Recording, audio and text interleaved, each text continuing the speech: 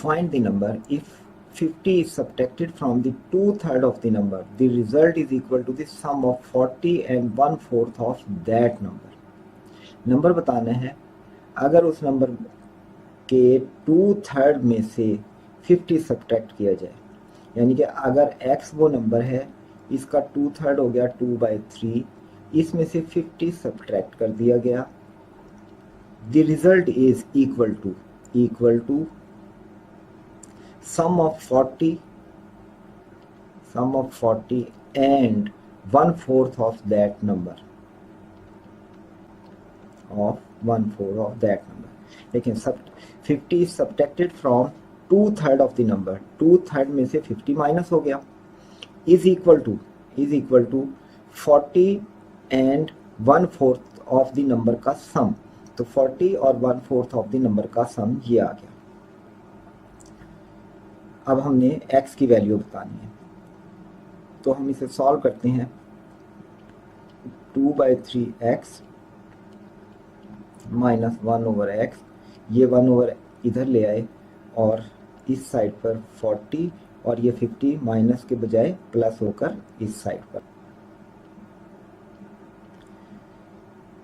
अब हम इसको सॉल्व करते हैं, तो ये हमारे पास है 2x/3 minus x/4 is equal to 90।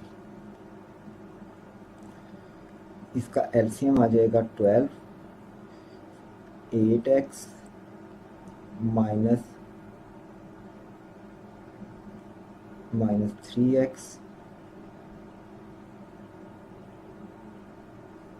Is equal to 90, या फिर 5x और ये 12 इधर आकर मल्टीप्लाई हो गया, is equal to 90 multiplied by 12, और x is equal to 90 multiplied by 12 over 5। अब 5 से 90 को कैंसिल करें, 18 मल्टीप्लाइड बाय 12, तो 18 मल्टीप्लाइड बाय 12 होगा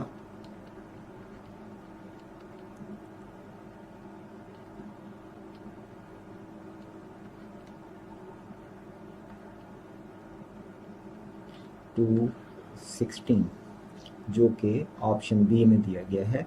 इसलिए इस क्वेश्चन का आंसर है ऑप्शन बी।